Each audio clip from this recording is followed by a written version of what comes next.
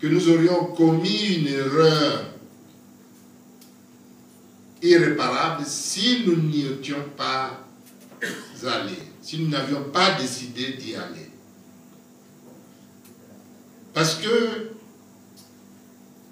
la politique a horreur du vide.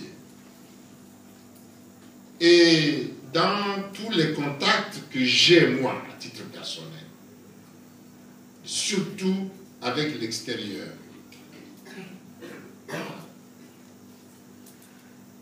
on me dit toujours, oui, bon, mais monsieur Miboto, c'est bien beau, vous nous parlez de l'Union nationale. C'est bien.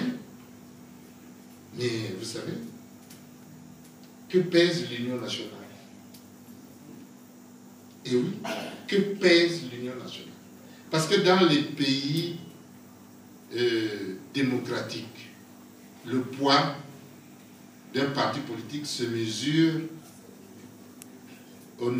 par rapport au nombre de ses élus. C'est très clair. Et nous, on m'a dit, oui, d'accord.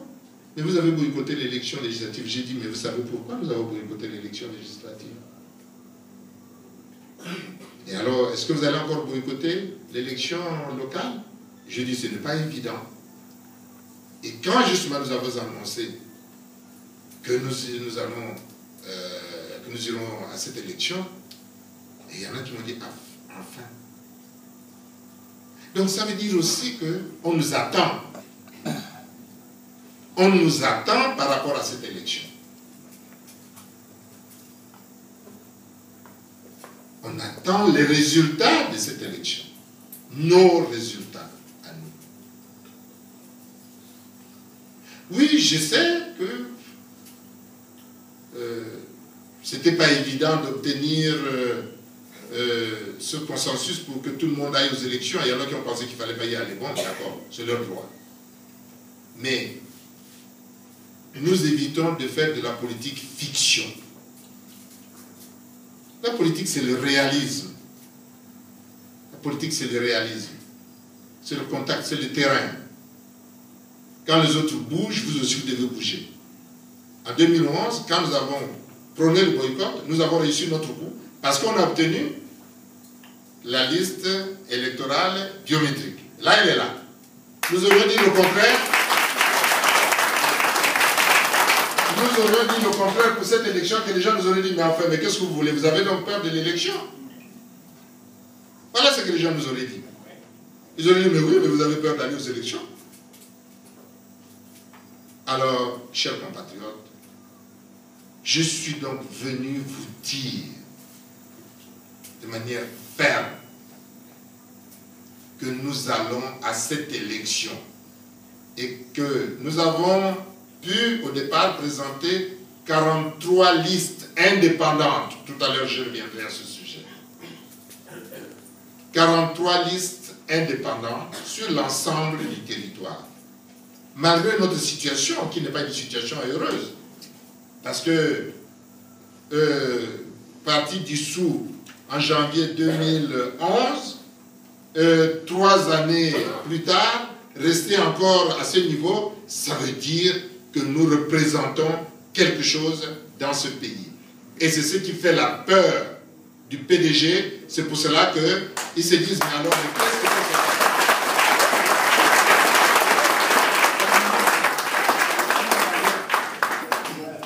Sur les 43 listes, il y en a 4 qui ont été invalidées à ce jour.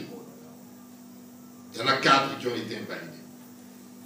Donc théoriquement, il en reste 39. Mais même avec les 39 listes, nous restons la première force après le PDG. Et au niveau de l'opposition, surtout, nous restons la première force qui a eu à présenter autant de listes. Bon, maintenant, au niveau de la majorité, je ne sais plus qui vient après le PDG, mais ça, c'est leur affaire.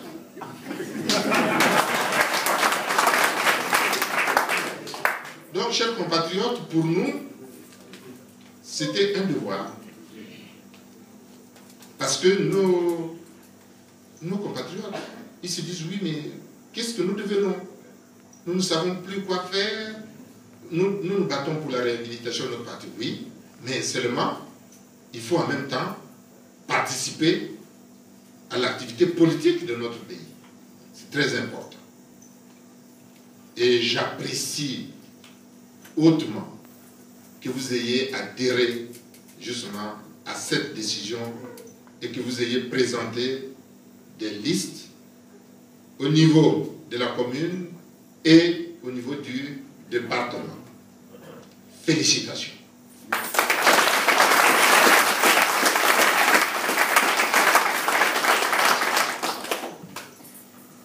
Alors, à partir de ce moment-là, nous disons que le combat est là. Il faut le gagner. Il faut le gagner. Mais pour le gagner, il faut bien que nous ayons des objectifs précis. Il ne faut pas qu'on aille pour le plaisir d'aller. L'élection locale est une élection de proximité. C'est l'élection qui fait en sorte que chaque citoyen se sente concerné à partir des problèmes qui sont les siens dans le quartier, pour ceux qui habitent la ville, dans le village, pour ceux qui habitent le département. C'est donc une élection importante, très importante. C'est pour cela d'ailleurs que c'est une élection de liste. Parce que cette élection permet à plusieurs compatriotes de participer directement à la gestion de la res publica, la chose publique. Et donc, nous devons prendre conscience de cette situation.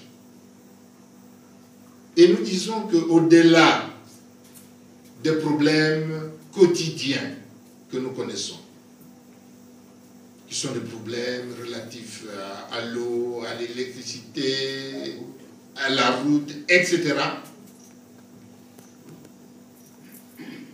il faut maintenant que les collectivités locales deviennent des entités qui participent au développement de leurs territoires respectifs.